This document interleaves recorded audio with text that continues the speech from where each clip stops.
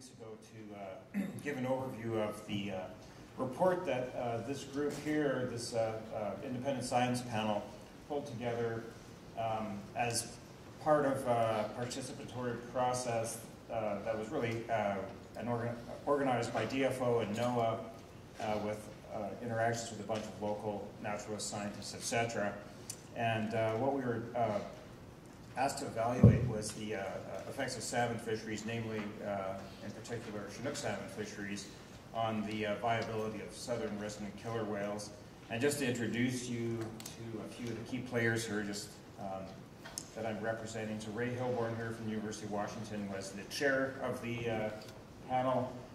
Sean Cox from Simon Fraser is a predator-prey scientist. Dave Hankin from Humboldt State's a population dynamics person, works a lot on salmon. Tom Hobbs is a population dynamics person, works on a whole variety of issues, mostly on ungulate problems, but he's a world's expert on demography of wildlife. I'm from University of Washington. My area of focus is on food webs. Ray's a population dynamics person and fisheries person. Francis Gouland is a marine mammal veterinarian from San Francisco area, and Andrew Trites from UBC is a marine mammal ecologist. A lot of people in the room know most of these folks. This is David Hankin and, what's his name?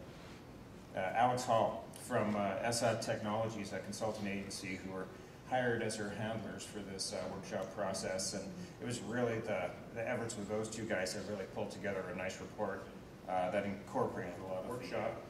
And basically the argument is that southern resident killer whales rely heavily on Chinook salmon during the summer. This has been appreciated for decades. The best data on foraging of southern resident killer whales occurs in the Salish Sea, where a lot of the fish being eaten are returning to the Fraser River. In particularly recent years, southern resident killer whales are occasionally in poor body condition, indicated by a variety of things like peanut head and sliver body. And the point here is that this is possibly indicating nutritional stress. There's alternative hypotheses for that, but the train of logic here is that this is an indication of nutritional stress. Individuals in poor condition have a higher chance of dying than others. We'll get to the data in a second, but the data sets that we were working with and that you all work with is really probably among the best wildlife data sets in the world. So individual rates of mortality, et cetera, can be traced at the individual level over the course of a few decades. And then this is really the key one, is that southern resident killer whale fecundity, so how many offspring they're having, their death rates, and the overall population growth have been shown to be correlated with some indices of Chinook salmon abundance. We'll get to the details and the problems with the Chinook salmon abundance indicators, but the key is that some of these rates that we can use to infer viability of this population are correlated with Chinook salmon abundance in the direction you would expect if there was a problem with sufficient forage, in the case in the form of Chinook salmon for the southern residents. Last in the chain, or second to last in the chain, is that reducing harvest, particularly commercial harvest of Chinook, should increase their abundance. And then some exploratory models using data derived from these earlier analyses that support these earlier hypotheses is that these models suggest that southern resident killer whale populations would be larger if more Chinook salmon were available to them. So one of the first things that we were introduced to and the panel really dug in on a little bit was to understand what are the trends for southern resident killer whales. And what we're looking, sorry for all the slides here, I've just clipped them out of our report or some of the PDFs or presentations presented, so they're a bit fuzzy, but I'm guessing all of you are more familiar with these than I am. But here we have the population census for the southern residents and the northern residents since the early 1970s. And you can see that both populations bounce around through time. What's striking, though, is the rapid increase in the northern resident population. You can't see it here, but what is obvious is that there were a couple distinct events where the southern resident populations declined, once in the early 80s and again in the late 90s. And what's of interest to the discussion of this group is, first of all, this decline in the late 90s was coordinated between the southern residents and the northern residents, suggesting that some coast-wide phenomenon was playing out that was affecting the viability of both populations. The other issue, which is absolutely clear and there's no denying it, is that the southern residents are a very small population.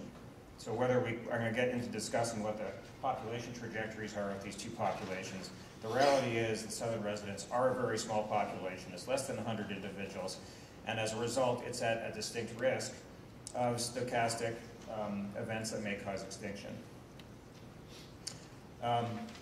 So one of the things we were essentially blown away with was the amount of information that's known about these animals, this population.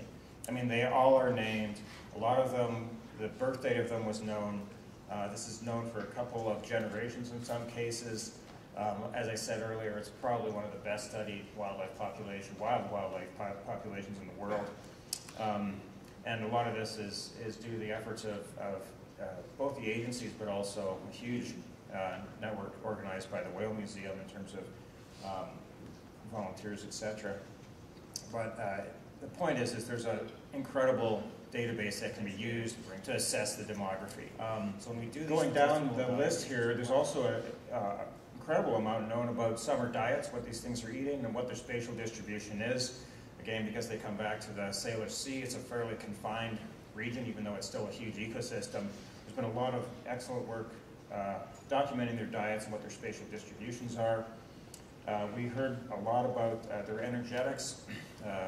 Dr. Don Noor developed an energetics model that was based on a set of very good assumptions, and it was a nice piece of science that evaluated how much forage do these animals require, how much energy they require to produce to fulfill their life cycle. There were some uncertainties there, as you might expect, but overall, we believe this was a very strong piece of work as well. And then there's a huge amount known about their social behavior. We heard about prey sharing and all the pods shown here, segregating out, even though it's one population, they have distinct social behaviors amongst them.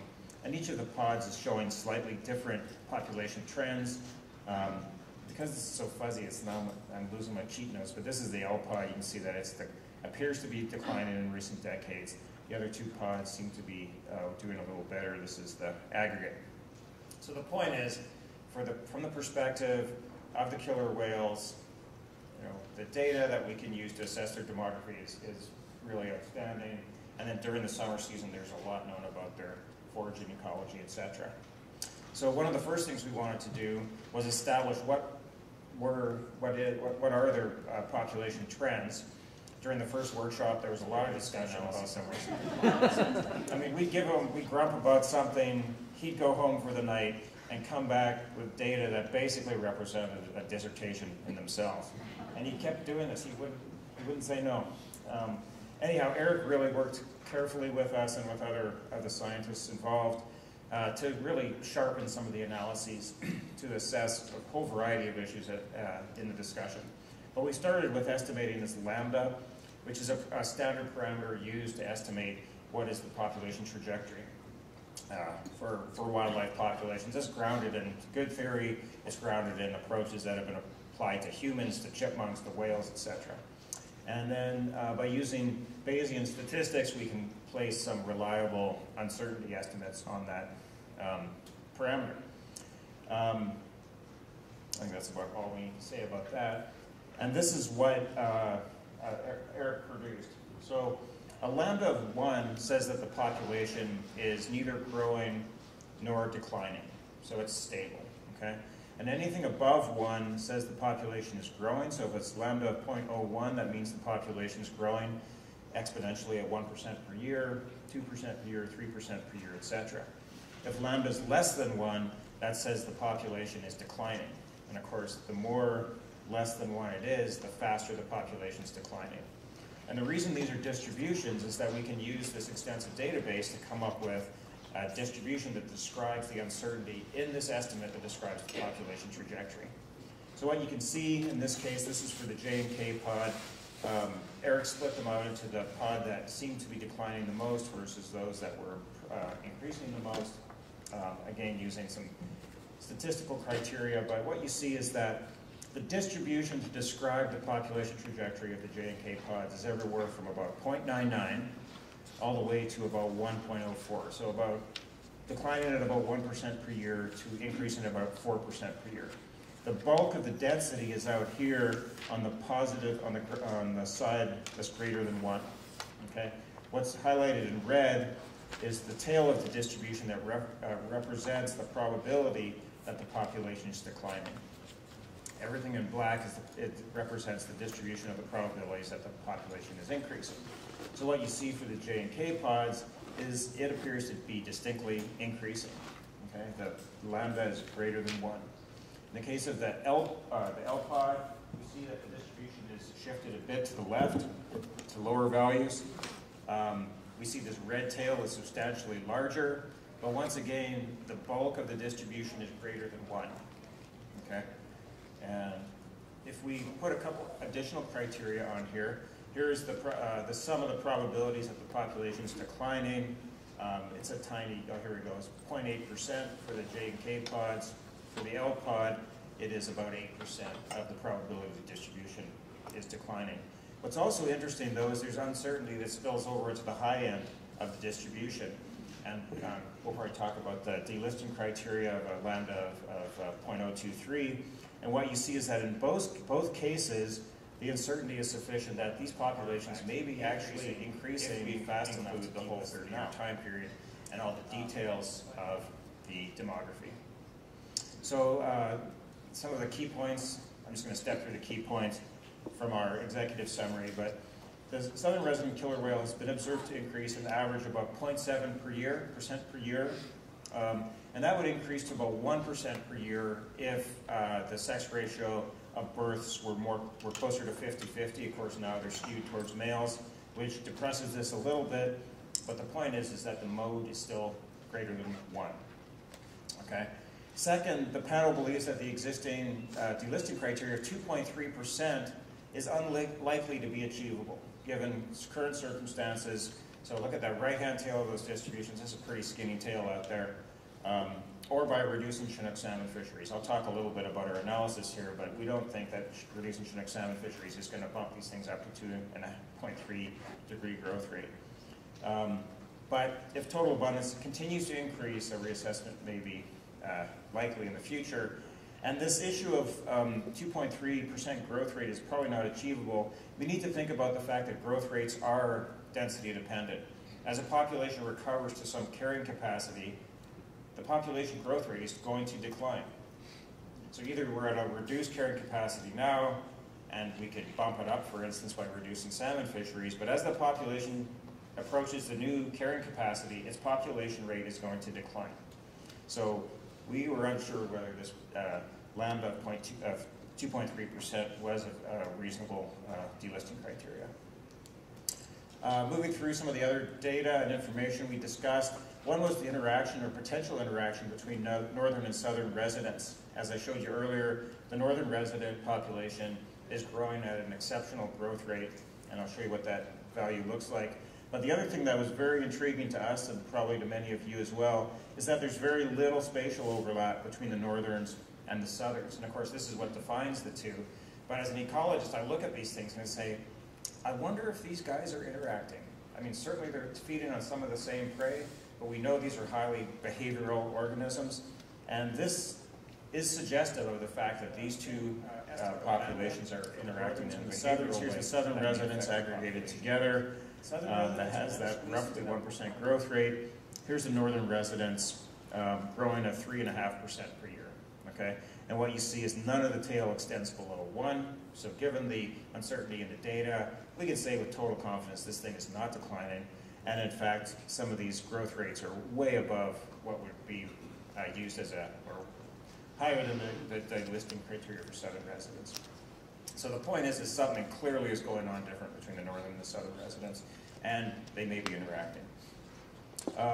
So let's get to the foraging ecology, which is really a bulk of what we've heard about in the workshops. And first of all, it's really clear that not only do southern residents rely heavily on Chinook salmon, but they're very selective on the biggest fish, okay? And I can show you lots of data here, but basically these are the age classes of fish. I think those are 5s and 6s. And well, the point here is that this is what's in the diet. Down here is what's available to them. And then the dark bar is their selectivity. So basically, the fish are the killer whales are selecting big Chinook out of proportion to their availability. They are really targeting the biggest fish out there. Again, you guys know this well. The other interesting thing that we saw a hint of is the fact that during time periods when the Chinook were less abundant, particularly in the shoulder seasons, there was some evidence that the killer whales would switch to alternative prey, particularly chump salmon. And that turns out to be an unknown part of their ecology. One of the pieces of, or one of the data sets and ongoing research activities that we thought was extremely insightful if we were going to evaluate, or if you were going to evaluate this set of causal linkages between the population demography and the ecology, was the photogrammetry. John Durbin presented this, but basically these are from images taken of known whales. You can estimate how fat or skinny they are. Can't see it here, but this one has a big fat head. This one has a little skinny head, and the evidence is pretty strong that basically the body condition can be reliably estimated from photographs. And there's a well-developed method for this, and this is one of the things we really liked, because you should expect that the body condition factor would respond much more rapidly to small changes in Chinook abundance than would the population trajectory. So if we really want to dig in and understand these mechanisms more, we believe that this type of work was extremely valuable moving forward. In particular, we're going to move to the harvest of Chinook salmon in mixed stock fisheries are harvested away from the rivers, and the allocation of fish caught in commercial fisheries or recreational fisheries back to individual stocks is difficult. As a result, we don't necessarily have good confidence in the exploitation rates on individual stocks. And then last, we don't have great information on the spatial overlap between the killer whales and the different Chinook salmon stocks, and therefore whether the selectivity by killer whales is specific to certain stocks or not. Of course, understanding this general problem, it's really important to look at what is the status of the stocks through time. And Robert Cope and Chuck Parkin, so that's NOAA, that's DFO, showed us a bunch of their syntheses of the data. In each of these bars, the total return in every year is the stacked bar. What's in dark is what's intercepted by fisheries, and this is what is the escapement. But let's look at, here's the Fraser River early. Abundance here has increased about 35% over the last 30 years. And terminal run, because fisheries have been dialed down, terminal run has actually doubled in this time scale.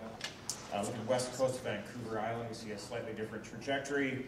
Abundance has decreased by 35%.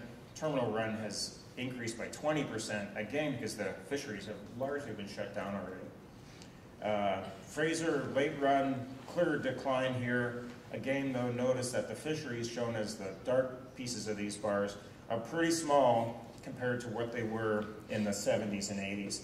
The terminal run it says it's increased by 38% here. It's really unclear what their time frame of comparison here is, but we can say it's been stable or maybe slightly increased, even though the abundance has decreased to about 50%. Puget Sound, anyone who fishes for Puget Sound Chinook knows there's much fewer of them out there now. What's interesting though is that the change in the escapement has been modest or been pretty flat over this time scale, even though the abundance has been low. Again, because commercial fisheries in particular and recreational fisheries have been ratcheted down. So coast-wide, if we look at this, there's been a modest decrease in recent pre-harvest Chinook abundance, and there's been an increase in escapement to the terminal areas over this time period. Okay, and then last, if we aggregate across everything, the current exploitation rates are about 20%. So right off the bat, we need to appreciate that there's limited time, so I think I will zip over all of this, is what I just said. But the key here is that these estimates of a 20% exploitation rate, you know, there were some estimates provided that said, all right, if we decrease harvest rates by 20%, that might increase abundance of Chinook salmon to killer whales by 20%. that type of calculation involves a whole bunch of assumptions that are pretty tenuous, and we'll get back to that. This is a long-winded way of saying that 20% increase by managing fisheries differently is about the best we could hope for, and in fact it's probably much less. And really the best potential for increasing salmon abundance for whales and people and everything else is in restoration. There's not a lot of opportunity there through fisheries anymore. Moving through again, we believe that the statistical analyses that have been performed by NOAA and DFO are really state-of-the-art in so many ways. There's of course additional things that can be done, but they should really be commended in terms of the quality of the statistics, the thoroughness of their analyses that they have done, thrown at this problem to try to figure out what's going on. But we believe that there's considerable caution is warranted in interpreting the correlative results, okay, between showing a causal relationship between Chinook salmon abundance and the vital rates of southern resident killer whales. We realize you can't do experiments out here, but at the end of the day, we have a correlation, okay? And there's been plenty of good examples from the literature where correlations that are produced through modest time series often fail as they stand the test of time, okay? And important here is the correlation didn't hold up. It really was critically dependent on what abundance measure was used to characterize the Chinook salmon. And the other thing is, if we just think about it from a theoretical perspective, if the southern resident killer whales are killing and eating as many Chinook salmon as we think they are, then there should be a nonlinear relationship between killer whale abundance and fishery abundance and killer whales. But if the fishery does not take those fish away, the question is, does something else get them before the southern residents do? And the other things that could get them are the northern residents, other pinnipeds, and then other fisheries. So this competing risk of death framework is a more complicated but more synthetic way to assess whether fish that are not taken by commercial and recreational fisheries actually translate into greater forage for the killer whales. Because there's other predators other than humans out there consuming them. So with that, I will finish up, and this is the first time any of the panel has spoken publicly about this. Any questions you should address to this man right here, I'm really emphasizing that. Anyhow, I'm happy to take your questions, and might as well finish with a nice